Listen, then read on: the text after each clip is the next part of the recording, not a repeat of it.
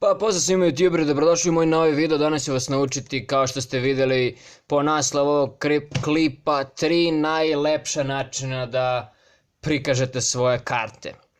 Pa pustit ću vam sada neku kratku montažu tih poteza, pa da počnemo sa objašnjenjem, zar ne? Pa hajde da pustimo montažu. So let's run, make a great escape, and I'll be waiting outside for the getaway. It doesn't matter who we are, we'll keep running through the dark.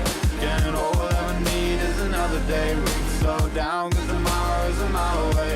And live like shooting stars, cause everything was never the same. And I wanna let you know, I wanna let you go. But I just can't bring myself to speak. But this is how it goes. The end credits, they roll. This bridge was built over kerosene. Pa dobrodošli nazad youtuberi, verujem da ste spremni da učite sve ove prelepe poteze. Znate kako, za ove poteze ovi potezi nisu preteški, neće vam trebati mnogo skilla. Za neki će vam trebati dosta vremena, kao na primjer za ovaj potez. Ali mislim da nećete moći brzo da ih naučite jer su uglavnom bazirani na vremenskom periodu, ne na to koliki skill imate. Pa, hajde da počnemo. Prvi osnovan način da se displejuju karte je naravno obična lepeza. Kako uraditi tu lepezu? Pa ovo je najlakši potez od svih ovih poteza, tako da brzo ćemo preći kroz nju. Počnite sa kartama u vašoj levoj ruci. Ja iskreno ne mogu lepo da uradim lepezu u svojoj levoj ruci, zato je ja radim desnom. Ali u svakom slučaju ja ne radim trikove, tako da me boli kurac da li će ljudi da vide ove delove karata, tako da bez daljeg odlaganja hajdemo da naučimo lepezu. Znači krenite u levoj ruci ako radite trikove, ako vas boli kurac onda krenite od desne ruke. Ja ću držati kartu u svojoj desnoj ruci zato što mi je tako lakše da objašnjavam. Pa hajde da počnemo. Znači stavite karte pa ovdje negdje u ruku, pogledajte. Znači da ima kontakt sa vašom kožom ovdje, sa vašim dlanom ovdje i sa domalim prstom. Znači ovako. Stavite palac na sredinu karte, ne stavite ga ovako, nego ga stavite sa strane, koso, vidite. Zatim uzmete karte i povučete ih skroz do ove šupljine ovdje, vidite. Napravite malo ovako krivudavo stranje, nemam pojma, malo gurnete palcem na stranu.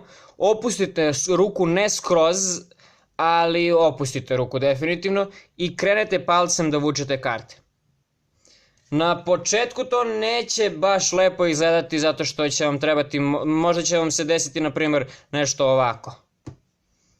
Iako ovo lepo izgleda, ali vidite ovdje ima mnogo karata. Tako da morate da nađete svoj najlakši način kako da uradite lepezu. Preporučujem vam da ako hoćete da vam se vide ove brojke kod karata da krenete u levoj ruci da vežbate. Ja kao što vidite ne mogu to lepo da uradim, ne izgleda lepo ni iz jednog ugla za razliku od desne ruke. Pa to je bilo to što se tiče tutoriala za lepezu.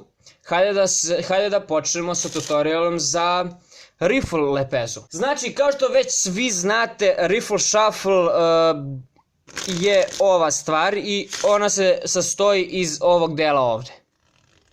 Listanje karata palcem. Bukvalno to je slična stvar i sa ovim potezom. Izvinjavam vam se zbog majice, ulazi u kadar, ali boli me kurac, boli vas kurac.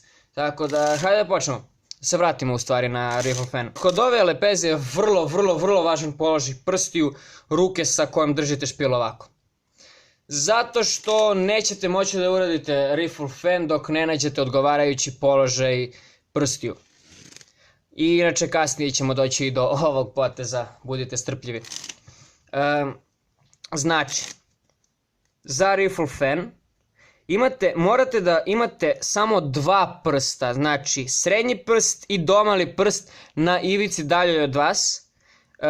Palac da bude na ovoj ivici ovde i bukvalno vidite, vi ste skroz tu na ivici i malo nagnete špil prema vama, razumete, ovako napravite malo ovu neravninu, sada ne vidite, ali kad sklonim prste pogledajte kako to izgleda, znači malo je špil prema meni i stavite palac vaše druge ruke, meni je lakše palcem, ali i vama preporučujem da stavite kažiprst, pošto većina ljudi radi sa kažiprstom. Znači stavite bilo gde u ovom trouglu ovde. Ako stavite niže ovde, onda će vam riffle fan teško ići i neće izgledati lepo. Ako stavite više, ići će lakše i izgledat će po meni dosta lepše. Riffle fan može da se uradi skroz krug, 360 stepeni, ali o tome ćemo kasnije. Ja to ne znam da uradim, tako da jebi ga. Dakle, ovako vam je položaj prstiju. Stavite palac ovde otprilike. I ne stavite ga ovako, nego samo nokat. I stavite nokat, pogledajte, znači ovaj deo ovde nokta, ovaj deo ovde, samo stavite. Ne pritisnete jako, jer ako pritisnete jako, karta vam će se ukočiti ovde. I malo nagnete, vrlo važna stvar je da malo nagnete rukom, znači da vam ne bude ovako karte, nego da vam budu malo na stranu, vidite. Tako se lakše pravi lepeza, ali će vam karte ispadati ako niste dovoljno jako čvrst, ako niste dovoljno jako stisnuli palcem. Tako da, hajdemo ponovo. Evo ga. Jedan, pa nećemo reći solidan, ali može da prođe riffle fan.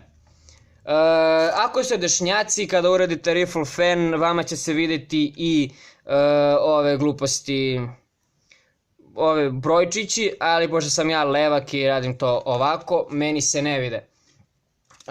Vrlo važna stvar je da zapamtite da za ovaj potez će vam trebati mnogo vežbe. Znači ja ga ne vežbam konstantno, ali ga vežbam onako, pa zajebavam se onako, možda jednom u nedelju dana ga provežbam po 5 minuta, ali računajte na to da ga ja radim već pa možda više od 5 meseci i još uvek ne mogu lepo da ga uradim, tako da nemojte da se razočarate ako vam ne bude izgledalo iz prve lepo.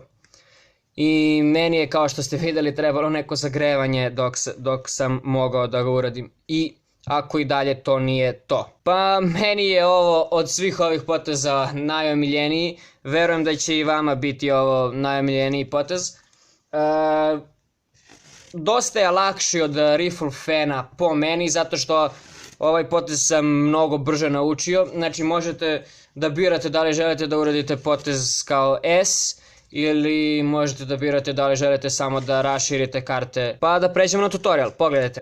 Naravno, zaboravio sam da napomenem da vam za sve ove poteze trebaju bicycle karte, jer ako nemate bicycle karte, nisam siguran da li ćete moći ili ne. Postoje neke karte sa kojima sam mogao i postoje karte neke sa kojima nisam mogao da uradim, na primjer ovu lepezu, ovu definitivno nisam mogao da uradim sa kartama koje nisu bicycle. Ovo čak nisam nikad ni probao sa kartama koje nisu bicycle. Pa, hajde da počnemo sa tutorialom. Karte imate u ruci ovako. Samo vrhovi prstiju su, ako možete da vidite, samo vrhovi prstiju su na kartama. Dođete palcem, pritisnete ove karte i stvorite ovako udubljenje, vidite. I vi počnete da pritiskate prstima. Znači kao da springujete karte, vidite. Vi počnete da pritiskate prstima. Opet pogledajte. To ovako izgleda bez palca. Počnete da pritiskate karte, da. I karte će početi da idu, vi ih vodite svojim palcem. Znači možete springom da uradite na primjer ovakvu lepezu, ja to ne mogu zato što to nikad nisam vežbao. Možete, odnosno lepo spredom možete da uradite svašta. Znači još jednom ću reći kako ide lepo spread. Karte imate ovako visoko u ruci, pritisnete palcem i počnete da pritiskate prstima. Ali vrlo važna stvar je da shvatite da prsti ne idu skroz ovako, nego prsti idu ovako. Vidite, oni ne idu skroz ovako, nego pritiskate i oni se ovako, kao pravi se neki pravi ugao, nemam pojma. Pogledajte, palac, pritiskate. I, pa što se mene tiče, ja sam vrlo dugo mogao da uradim lipol spread samo ovako i to je, verujte mi, bilo fascinantno ljudima, pošto ovo kad uradite, ovo ne izgleda baš prelepo, ali ne znam zašto, zato što nekako izgleda nemoguće, ove karte u sredini se drže nigde. Morate da naučite, vrlo važna stvar je da naučite kod lipol spreada da držite karte iako ih ne držite, znači da karte drže druge karte. Pogledajte, kada uradite, zajebao sam se, kada uradite S, meni, pogledajte da su mi prsti, znači meni pola karata u sredini se ne drže, znači drže ih druge karte, ove odozgo i ove odozdo. Ako želite da uradite S, vučete karte do ovde i zatim počnete da ih gurate gore i donju ruku, kako da vam objasnim, znači dođete do ovde, počnete gore i donju ruku, ne vučete na dole, nego rotirate, donjom rukom radite ovo, znači ovom rukom ovde radite ovo. I kada budete radili dovoljno dugo, kada budete vežbali dovoljno dugo, moćete da uradite S. Pa youtuberi moji, to bi bilo to što se tiče ovog videa. Ako mi se svidao, ne zaboravite da ostavite like, znam da je predugačak, nije nijedan video ovoliko dugačak na mom kanalu. Ako vam se svidao, ostavite like, zapratite me dole na Instagramu, imog snimatelja, naravno, koji je pička. Uzgred, da, ne znam zašto sam rekao da je pička, ali pička, ono, samo ćemo da nastavimo sa videom i da se pravimo da ovo nikad nismo čuli. Znači, zapratite me na Instagramu ako to želite, ako ste novi na kanalu, subscribeujte se, to je dobra stvar, verujte mi, roditelji će vas voljeti zbog toga i možda vam kupe neke nove karte, pa neću više da serem youtuberi, to bi bilo to i vidimo se. Day we could slow down, 'cause tomorrow is a mile away.